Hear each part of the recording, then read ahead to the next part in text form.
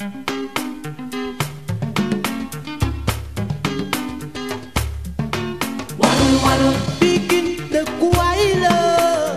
collègues et Madame notre marraine, Madame Kiné Lam, chers invités. Donc, messieurs les chefs de département, je ne vous ai pas oublié non plus. Et pour vous dire un peu tout le plaisir que nous avons aujourd'hui de recevoir Madame Kiné Lam, que nous remercions beaucoup pour avoir spontanément accepté de nous laisser utiliser son patrimoine. Je dis bien son patrimoine, je ne me trompe pas, comme étant le prétexte pour parler de la musique au féminin, du leadership au féminin, mais également de parler de quelqu'un qui a joué un rôle extrêmement important et des rôles qui sont en droite relation avec les missions de la FASTEF qui sont l'éducation et l'instruction. Voilà.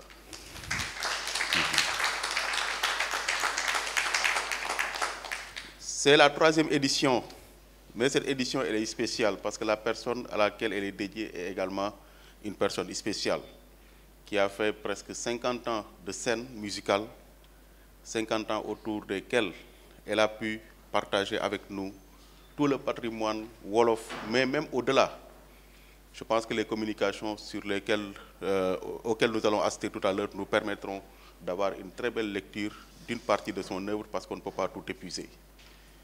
Et remercier également le doyen de la FASTEF qui nous a facilité la possibilité de mettre en place donc, les laboratoires d'une part, mais aussi d'organiser des manifestations de ce type-là. Et je pense que pour la FASTEF, il faut dire que l'animation scientifique est en train quand même de prendre un envol qu'on ne lui connaissait pas auparavant.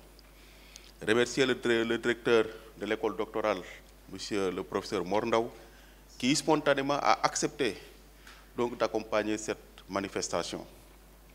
Et l'ensemble des collègues qui ont participé. Et ça nous fait grand plaisir de constater que c'est l'Université de Dakar qui organise, ce n'est pas la FASTEF. Parce que nous avons la faculté de lettres, l'IFAN, nous avons les différents départements, les écoles doctorales qui sont impliquées dans l'organisation et carrément impliquées. Ce ne sont pas seulement des gens qui sont associés, mais c'est véritablement des personnes qui ont participé à l'élaboration jusqu'à aujourd'hui et nous les remercions pour cela. Donc, je ne vais pas être très long, mais je vais vous dire tout le plaisir que nous avons. Et remercier la presse également, parce qu'elle a participé à relayer cette information. Je pense que l'une des informations les plus relayées reste cette information-là, et ça nous fait grand plaisir. Et une de nos partenaires que j'aimerais bien, ou deux, que j'aimerais bien citer parmi d'autres, c'est Warkha TV, donc, qui a accepté de diffuser cette manifestation durant toute la journée, mais également l'APS qui a fait un communiqué donc, qui a été repris par l'ensemble des journaux de la place.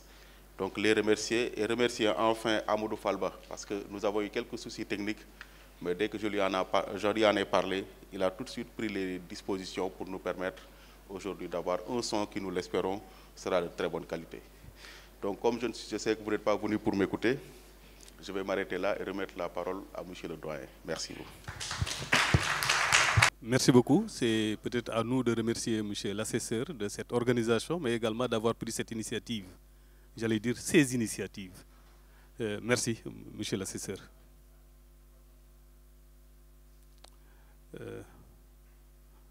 Donc je vais donner la parole à monsieur le directeur du laboratoire, professeur Souleymane Yoro. Voilà, merci monsieur le doyen, monsieur le représentant du secrétaire d'État, monsieur le doyen, messieurs les directeurs des écoles doctorales, messieurs les représentants des départements, messieurs les directeurs des laboratoires, madame la marraine, mesdames et messieurs, à vos titres, grades et rangs, chers invités, nous remercions l'initiateur de ces journées d'études, mais aussi toutes les entités qui ont bien voulu accepter la co-organisation de cet événement dédié à une des divas de la musique sénégalaise, Adja Kiné Lam. C'est un événement qui peut être versé dans le chapitre de contribution aux manifestations scientifiques qui alimentent les activités des écoles doctorales, des laboratoires et des formations doctorales. Donc, c'est pourquoi le laboratoire de recherche sur les systèmes éducatifs, l'ARCET, est conscient des enjeux qui s'offre à ce genre d'événements, de manifestations, qui revisite un élément important du patrimoine culturel qui est la musique traditionnelle. Nous soulignons ce caractère important qui ouvre des perspectives et offre un intérêt particulier. Il peut s'agir d'une articulation entre recherche fondamentale et recherche appliquée, car on exploite des éléments de la tradition orale, surtout les chansons, pour les transposer en projet didactique et pédagogique, qui peut toucher tous les ordres d'enseignement. C'est pourquoi les deux concepts clés utilisés, pédagogie du bien et didactique du beau, sont suffisamment inducteurs. Ce champ d'application permettra d'initier au moins une réflexion sur les systèmes éducatifs traditionnels et modernes qui traversent nos sociétés par le truchement des chansons traditionnelles. C'est pourquoi les États généraux de l'éducation et de la formation avaient commencé à parler de l'africanisation des programmes de l'école. Et il y avait ici un séminaire tenu en mars 2010 sur la didactisation du patrimoine oral africain du préscolaire à l'université. C'est pourquoi le patrimoine est important et Joseph Kouizorbo nous disait que l'école ne peut tourner le dos au patrimoine africain oral. Ce serait alors l'école française en Afrique et non l'école africaine. Donc je termine pour remercier le doyen de son appui, le directeur de l'école Dr Mondaou, et tous les enseignants, chercheurs, les professeurs et toutes les bonnes volontés qui ont pu nous accompagner pour l'organisation de cette journée. Je vous remercie. J'ai rappelé tout à l'heure que Souleymane Yoro est le directeur du laboratoire de recherche sur les systèmes éducatifs. Il commence bien à situer l'événement par rapport au dispositif d'organisation des sessions de formation à la FASTEF, mais également pour le système éducatif sénégalais. Merci, professeur. Morndaou est des nôtres. J'allais dire professeur Morndaou, le directeur de l'école doctorale Ethos. Il est des nôtres parce qu'il y a quelques années, maintenant ça doit faire plus de 30 ans, mort, 40 même, nous partagions les mêmes pratiquement, bon, ici à l'amphithéâtre. Et ensuite, aujourd'hui, nous avons en commun l'école doctorale Ethos. Et toutes les actions de recherche qui sont faites à la FASTEF sont soutenues par l'école doctorale. Monsieur le directeur, chers collègues, professeurs, par ma voix, toute la faculté vous remercie. Je vous redonne la parole pour les mots. Merci, monsieur le doyen. Je ne saurais jamais vous remercier parce qu'il y a de cela bientôt une trentaine d'années et même plus. Vous étiez normalien, j'étais normalien instituteur et vous deviez prendre la relève de l'assistance technique. Alors, comme j'étais très jeune, souvent on était ensemble, on jouait au football, on allait à la plage et j'étais très lié à ces pré-normaliens. Aujourd'hui, ça fait une génération et plus et on est toujours ensemble. Je vous souhaite une longue vie, doublée d'une santé de fer. Merci, monsieur le doyen.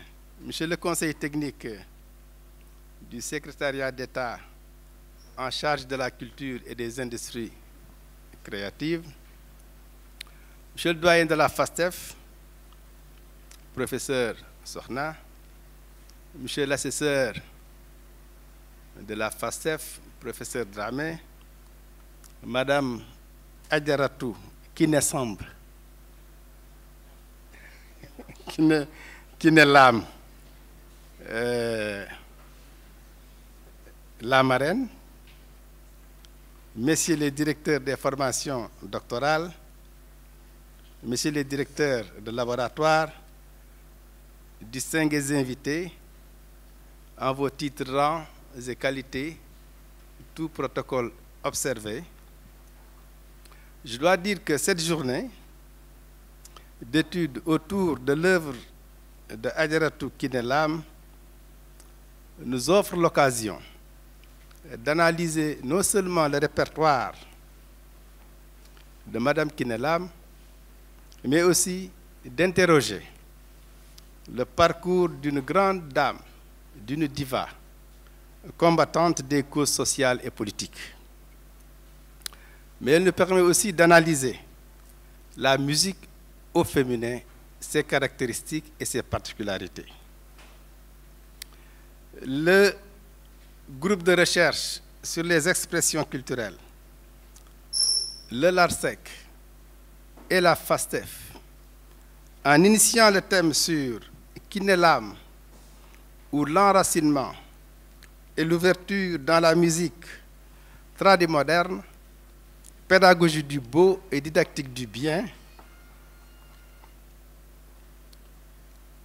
est en phase avec les missions assignées à l'université. Les missions assignées à l'université, jusqu'à récemment, s'articulaient autour de 4 grands axes. La recherche, la formation, le service à la communauté et l'enseignement. 4 portefeuilles. Mais le dernier décret y a adjoint un 5e portefeuille, la défense de la culture africaine. Et ça, c'est dans le décret. L'université Cheikh Anta Diop a obligation de défendre la culture africaine. Donc, en initiant cette journée, vous êtes en phase avec le dialogue université-société, mais aussi vous êtes en phase avec le 5e portefeuille qui est axé sur la défense de la culture africaine. Une telle initiative défend la culture africaine, le patrimoine africain, tangible et intangible, matériel et ou immatériel. Adjaratou Kiné l'âme, Mam Bamba, à l'image... Ah oui, ça c'était vraiment son identifiant. Son identifiant, Kiné l'âme, Mam Bamba. À l'image de Mada Thiam, Kharmbay Madiaga, Soda Mama Fall, ont bercé nos moments de bonheur, de solitude et de doute. Adjaratou Kiné, la diva, constitue un patrimoine tangible, intangible aussi, mais un trésor vivant qu'il faut conserver, préserver, fortifier, valoriser et transmettre aux sociétés actuelles et futures. Pourquoi? Parce que la musique de Kiné, Madame Kiné, éduque l'oreille, éveille la société et apporte des solutions à des situations délicates. Moi, souvent, quand j'étais à l'extérieur, avec l'isolement, le stress, quand je l'écoutais, Dogo ou Mambamba, je revenais sur terre et réintégrais ma société sénégalaise, même si je suis à l'extérieur. C'est pourquoi je vous souhaite une journée d'études fructueuse qui certainement va se solder par des actes que l'école doctorale s'engage à prendre en charge. Je vous remercie de votre aimable attention. Merci. Merci. Merci, monsieur le directeur, de ces mots très aimables à l'endroit de la diva. Ngeen may ñu wax jox kàddu gi Adjaratou Kiné l'âme Samb.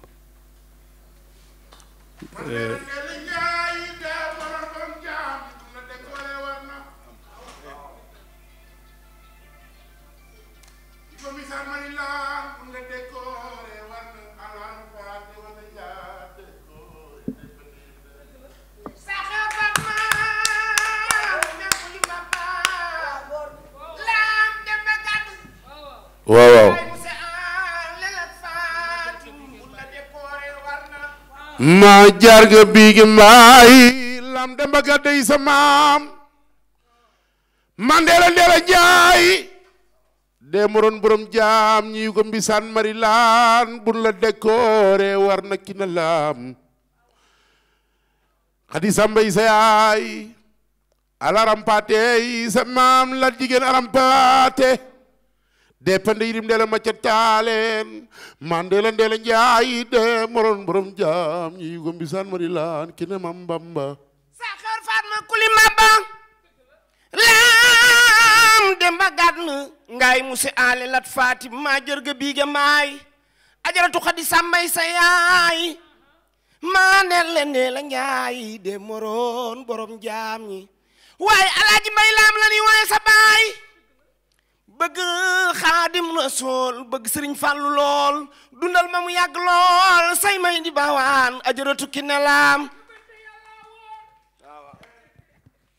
soo bañee mu def ci sa ndab soo bëggee mu def ci sa ndab yóbbante yàlla wóor sama rakk yi day maram borom jaam ñi sefur pende day maroon yóbbante yàlla wóor soo bëggee mu def ci sa ndab soo bañee mu def ci sa ndab yóbbante yàlla wóor barkala dama na ñaan gi néew fii ñaan gaa nga Tuuba ke Alaaji Ndongo Caam nga dénkoon ma ngay pëti nga wàccoon ma ngay xale ba tey say dërëgment bëgg say bokku maanu lool ki ne Maam Bamba boo ji feewu mat aske du nga ji doolaal yokku la jigéen rampaate ak ala rampaate dee morom jaam ñi jaam ñu ñeen ñu ya jaam ñu xees ñaaleen moom njaga bandaak ma daaw rek ma jàngan yaay jawal piir nag dee morom jaam ñi xadi sanday ñaan nga yëg si na mbay lam ñaanal na la loo fëgg mu ñëw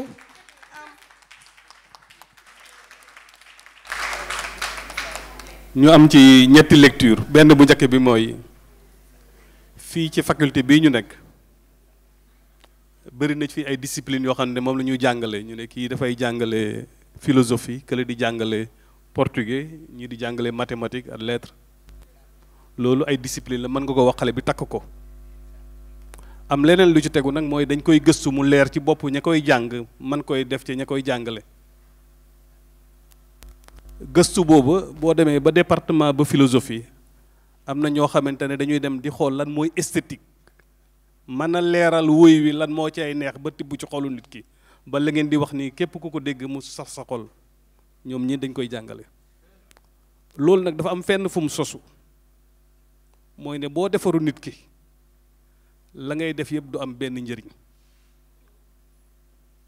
mooy defar ko ci beneen place dañ wax defar imaanam am na ñoo xamante ne ñuy wëy wala ñu bañ a wëy seen taxawaay nuñ nekkee ci Sénégal bañ leen di gis ñuy gune ba tey mandarga lañ ci loolu showbiz yóbbu leen fenn ñu ngi sës fu ñu waroon a sës foo leen fekk ay exemple lañ ñooñu ñu jara wane lañ te loolu moo fi indi Ajaratu Kiné Lam Samb soxna si maa ngi lay jox sa kàddu.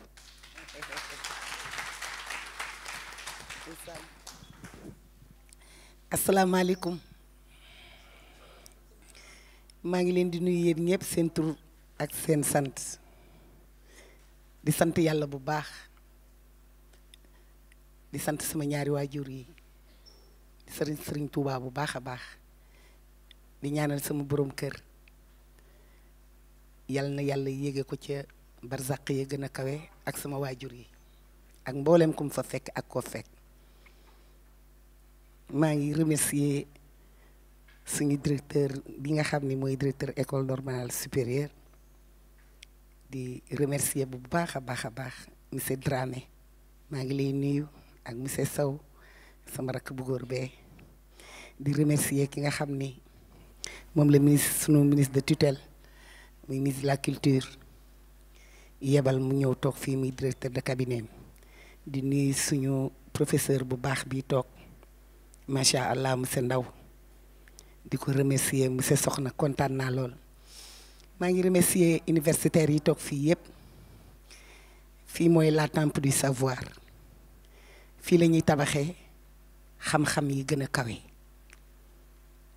maa ngi kontaan trop ngeen honoré ma par ma modeste personne ngeen jël tey jii lu rëy lii defal ma ko defal ko sama famille defal ko sama askan man mënuma fay lii ñoo ngi kontaan bu baax a baax tey dama ému parce que kuy liggéey ku nekk ba nga benn bés ñu taxaw remercier la ni la jërëjëf kon xam na ne ñun liñ doon liggéey di niilul wax na dëgg de depuis 1975 ma am ba âge aw ma sax 15 ans laa commencé woy ba léegi te li tax ma bàyyi école mooy xool samay famille xam ni ku nekk da nga am famille boo xam ni war ngaa relever les défis ma teel a jóg teel a taxaw jàppale samay wayjur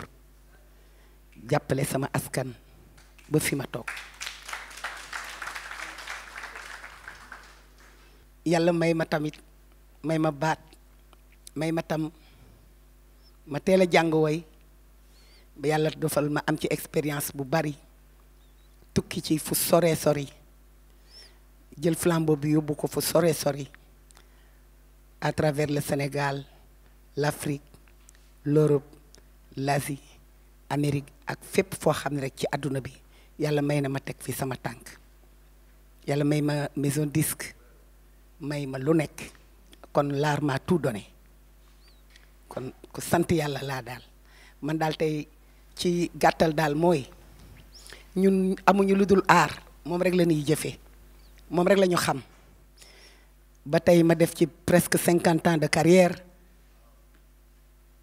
jëkk a formé orchestre fii ci jigéen tukki ci dans le monde entier dem fu nekk ànd ko ak sama borom kër bu baax ba nga xam ni tey sama fu ma egg tey rek ci art moom moo tax parce que moo ma jàppale depuis 1979 laa nekk ci ay loxoom ba 2019 bi nga xam ne nelaw na muy 40 ans yoo xam ni maa ngi nekkoon ak moom mu yore ma jàppale ma yërëm ma dimbali ma ba tey ñëpp ku nekk naan Kiné Lam Mame Bamba Kiné Lam Mame Bamba nag du hasard 1975 laa jëkk a yëkki stade Iba Mar bi stade bi yëpp dafa wàcc Alaaji Abdoulaye Nar Samb naan Kiné Lam Mame Bamba Kiné Lam Mame Bamba Sénégal yëpp di ma woowee Kiné Lam Bamba tamit du hasard parce que sama famille damaa judd ci mouridisme sama papa nekk murid sama yaay nekk murid ba pare nag ñu ànd ak nag Serigne Touba bu yàgg a yàgg sama famille sama kër yaay sama kër papa ñëpp ci famille Serigne Touba la ñu bokk te terewul sama mag a ngi nii toog suñu ñaari yaay yee bokk ndey ak baay kii sama ñaari maam yee bokk ndey ak baay kii mooy sama premier njëkke moom la ñu tuddee sama taaw bu jigéen mi ngi Paris ah tubaarkàlla macha allah loolu moo tax ñu naan Kiné Lam Xaadimu Rasuul te Serigne Touba lu mu laal moo gën lu mu laalul yóbbu na ma fu sori fu ne. maa ngi gërëm daal universitaires yi toog di gërëm suñu professeurs yi nga xam ni ñoo leen jàngal xam-xam tey def ci yéen xam-xam ba ku nekk mën ci jariñu kon ñoo ngi sant bu baax a baax a baax mënul ma leen a fay daal tey daal defal ngeen ma loo xam ni mënuma ko fay waaw œuvre yi moom macha allah suñ ko doon depuis bi ma woyee Mame Bamba ak léegi defe naa ne c'était en 1974 maa ngi koy wax léegi œuvre yi bari na tubaarkàlla macha allah man maa doon bindal sama bopp di fental sama bopp dem nañ ba à un moment donné bi may woy suma sañoon Birame Njekk Njaay moom moo ko bind di nekk moom tamit auteur bu am solo mën a bind lool macha allah def naa suma sañoon maa ngi ciy bàkk ñi su ma xamoon fan laak fu ma kon ma dem fa su ma xamoon fan laak fu ma kon ma wuti ko kon ma xëy fa damay teel a dem du ma naaje du ma biddanti maa ngi ko doon sargale universitaires yi toog loolu moo tax tubaarkàlla macha allah social sëy nga xam ni morceau fétiche la boo xam ni may doxe ba léegi actualité la ci xale yi tubaarkàlla macha allah éducation santé fu nekk rek macha allah jaaral nañ ci branche yu baree bari suñ ko doon lim tey bu ñu doon étaler samay œuvre ah bu matul 1000 soriwu ko dana léeg-léeg ma ñëw droit d'auteur bu nu wàccee œuvre yi rek damay jooy mais xam na ni daal loolu daal mënuñu ko fay ku nekk daal li ngay jàng universitaires yi toog na ngeen xam ni daal xam-xam daal du réer te tam kenn amul lu dul li nga am yéen université ngeen am yéenay relever défi bi ëllëg yéenay sunu yaakaar yéenay téye ji réew mi tey gis nga tey ñoo ngi remercier bu baax sunu président bi nu yàlla may gis nga c'est un jeune tey équipe jeune noo yéeg nekk tubarkaar président de la République de tous les Sénégalais le président Bassirou Diakhar Diomaye Faye tubarkalla macha allah dégg nga gis nga tey gi sunu premier ministre Ousmane Sonko gis ngeen c'est la jeunesse kon liggéey rek moo am solo tey yéen a téye réew mi ñu leen di ñaanal yàlla jàppale leen bu baax a baax a baax a baax ba ngeen àggale réew mi fu ko kenn mësul woon a àggale ñun loolu rek la ñuy ñaan kon nag maa ngi gërëm universitaires yi toog di gërëm sama bokk yi ñi toog sama famille yépp ni ngi ni toog di gërëm sama askan sama mag di gërëm sama mbokk yi defe naa daal mënuñu passé loolu tey daal am naa mbégte mu ma mësul am vraiment xëy na dinañ am ay titres ñu nuy honoré waaye tey honoré bi ngeen ma honoré fii ci université de Dakar tey am naa mbégte moo xam ni mësuma ko am maa ngi gërëm ñëpp di sant ñëpp jërë ngeen jëf.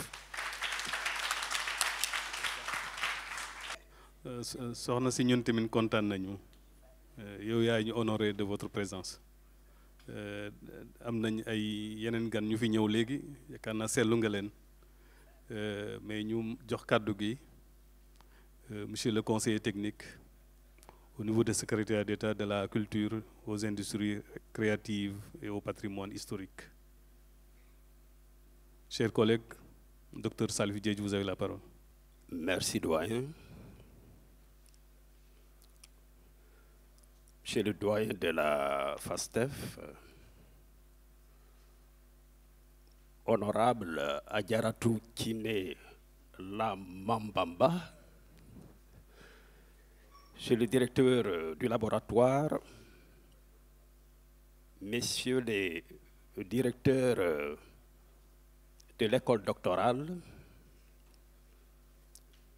mesdames, messieurs les organisateurs, je vous apporte les félicitations et les encouragements de Madame le ministre de la Jeunesse, des Sports et de la Culture et de Monsieur le secrétaire d'État à la culture, aux industries créatives et au patrimoine historique qui sont empêchés aujourd'hui. Alors, on se réjouit quand même de la future collaboration qui peut exister entre le ministère de la Culture et l'université. Ça doit être facilité par la présence d'un des vôtres, en l'occurrence le secrétaire d'État, Bakary Sarr, qui est l'actuel secrétaire d'État à la culture. Donc le lien doit être beaucoup plus facile. On a besoin de vos productions, puisque si vous suivez l'actualité lors de l'avant-dernier Conseil des ministres, les autorités sont revenues sur le projet de la Bibliothèque nationale du Sénégal. Et cette bibliothèque, à coup sûr, a besoin de vos productions pour l'alimenter. C'est pour dire qu'on est obligé de travailler ensemble pour relever davantage le niveau de la culture au Sénégal. Il y a quelque chose qu'il faut noter, c'est que à travers l'organisation de vos journées, vous êtes en train de casser les barrières qui existent entre l'université et la société. Vous êtes en train d'apporter un démenti sanglant à ceux qui veulent ériger vraiment des barrières. Il faut le noter à travers l'expression de l'invité d'honneur et de ses accompagnants, qui sont très heureux de se retrouver dans cet amphi.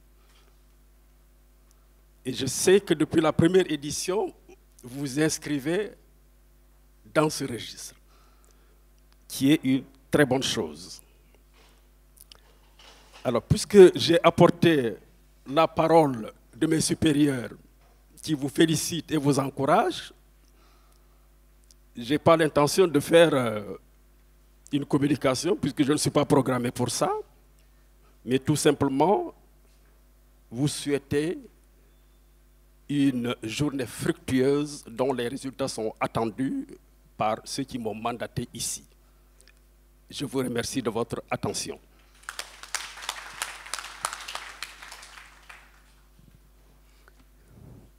Merci beaucoup, monsieur le conseiller. Monsieur le représentant du secrétaire d'État à la culture, aux industries créatives, patrie.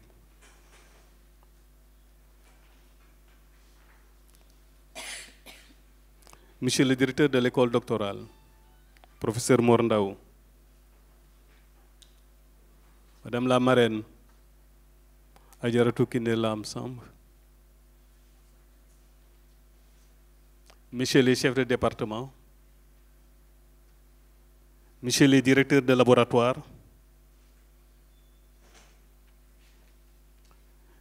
chers collègues Kalidoussi,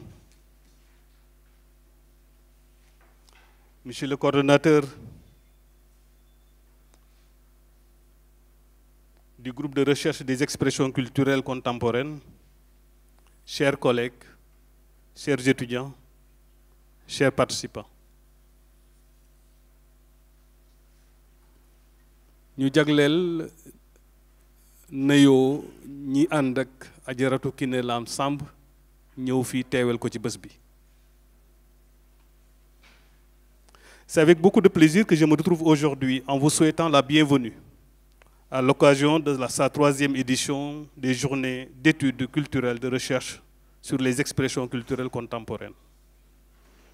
Cette journée organisée par le laboratoire de recherche sur les systèmes éducatifs de la FASTEF est importante et elle met en synergie plusieurs entités de recherche. Monsieur le conseiller disait tout à l'heure qu'au-delà des entités de recherche de l'université Cheikh Anta Diop de Dakar, j'allais dire des différentes universités, parce que nos collègues de Saint-Louis sont ici présents, nous avons pensé à étendre cette collaboration avec le ministère de la Culture. Et lui-même, très certainement, il sera notre porte-parole au niveau du secrétariat d'État, parce que pense déjà nos systèmes et que la mise en place d'une bibliothèque nationale est déjà une œuvre extrêmement importante. Cette initiative, nous la soutenons et vous aurez notre accompagnement. Comme corollaire de cette initiative, vous comprendrez, monsieur le conseiller, que si vous voulez inculquer cette façon de travailler sur les patrimoines, il faut penser d'abord aux élèves. Parce que c'est ceux-là qui seraient censés demain utiliser cette bibliothèque nationale. Penser aux élèves, c'est penser également aux enseignants. Et penser aux enseignants, c'est penser à la FASTEF. Je suis sûr que dans le même ordre d'idée, un travail soutenu sera fait pour la mise en place d'une bibliothèque de haut niveau ici à la FASTEF, parce que, espérant demain, que dans le cadre des sessions de formation, les élèves étant déjà initiés, ils penseraient à utiliser la bibliothèque que vous allez mettre en place. Donc les bibliothèques, nous pouvons l'espérer que les 2 bibliothèques se reconstruiront en même temps. Je parlais de collaboration avec le ministère, mais également avec le département de linguistique et des langues au niveau de la faculté des lettres, au niveau des écoles doctorales, au niveau du centre de recherche des sociétés de l'homme, mais aussi une collaboration extérieure, d'où la présence aujourd'hui d'Adja Kiné Lam Samb. Mesdames, Messieurs, chers invités, le thème de cette année, Adja Kiné Lam, ou enracinement et ouverture dans la musique traditionnelle et moderne, pédagogie du beau et didactique du bien illustre avec perfection l'esprit d'ouverture que nous voulons imprimer à cette faculté. Un de nos collègues, illustres collègues, Yves Chevelard, qui parle de l'instruction publique nouvelle que nous devons imprimer dans nos sociétés, estimait que le citoyen et l'élève que nous avons, nous, à former, doit être un citoyen herbatien, procognitif et exotérique. dëkk bii ñu nekk bu ñu ko bëggee tabax xale yi nga xamante ne ñoom lañ nar a former foog ñu nekk xale yoo xamante ne ñu ubbeeku lañu bañ ne démb de xaw ma woon kon suba duma xam mon passé ne scelle pas mon avenir fépp fu ma tollu tey war naa mën a jàng même bu ma raté woon démb ndax xarala yi may nañu ko waaye nag sàkku ne xam-xam boo xamante ne waruma cee am gis-gis amu fi yaatal géeju xam-xam bokk na lu tax Adja Kiné Lam Samb ñu invité ko tey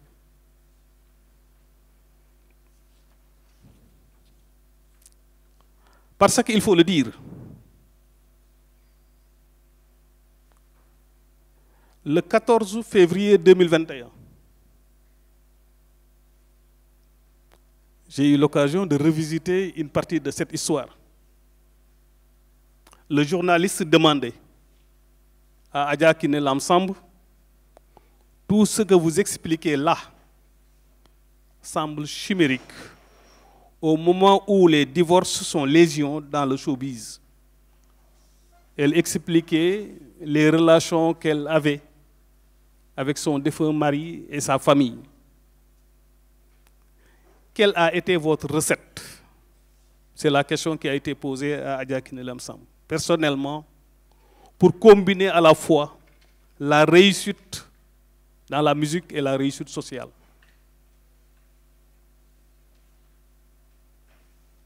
Ah!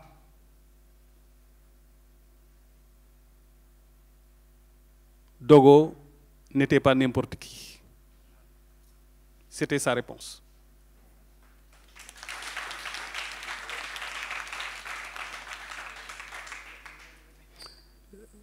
Déjà, ces mots voulaient dire beaucoup de choses. Douman, Kamanekadla.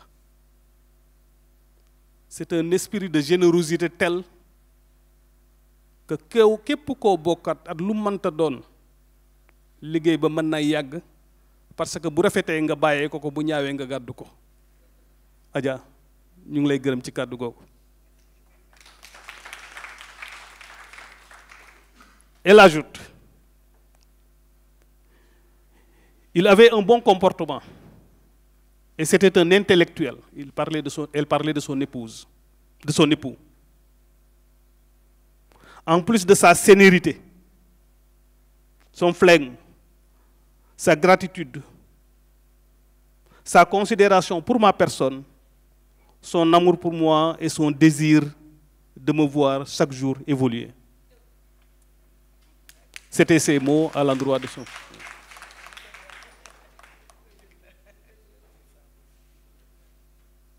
Je ne pense pas y être d'un grand rôle. Ça confirme ce que je disais tout à l'heure.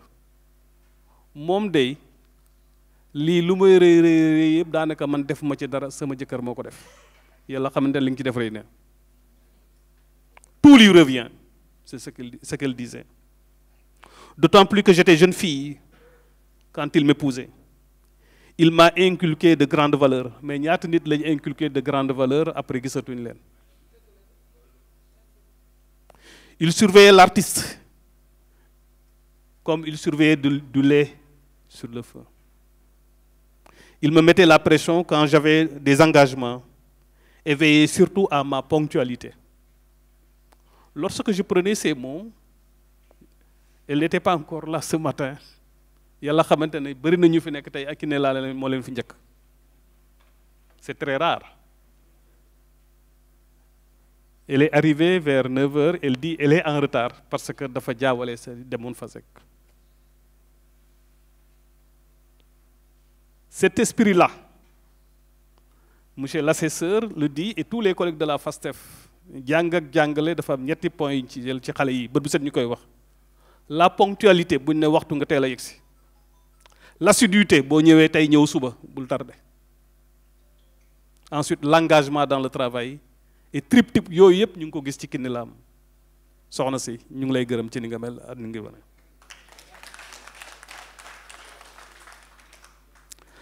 La FASTEF a mis la question de l'éducation au cœur de ses préoccupations. Et Adjaratou Kiné Lam Samb est une belle illustration de ce champ d'ouverture. Ce combat que nous portons également est le combat de la diva. Merci beaucoup, madame, de votre engagement pour l'éducation et de votre engagement pour notre structure. Mesdames, messieurs, voilà le visage de la FASTEF. À travers le choix de Kiné Lam, nous avons voulu montrer le visage d'une faculté ouverte,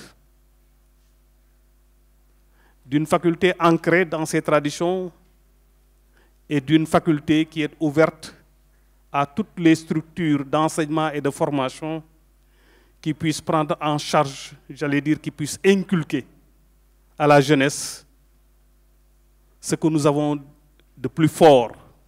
Le Kiné Lam Bamba est déjà un fort symbole de ce que vous voulez dire pour la société sénégalaise. Chers participants, je ne puis terminer mon propos sans renouveler mes remerciements à Adjaratou Kiné Lam de son esprit d'ouverture, mais féliciter également le ministère et le secrétariat d'État, féliciter et remercier le directeur de l'école doctorale et tous les collègues qui ont accompagné cette cérémonie, mais ce ne serait jamais de trop remercier l'assesseur du travail extrêmement important qu'il fait pour la faculté et pour le système éducatif. Par ces mots, je déclare ouverte cette cérémonie sur l'expression culturelle. Je vous remercie de votre attention.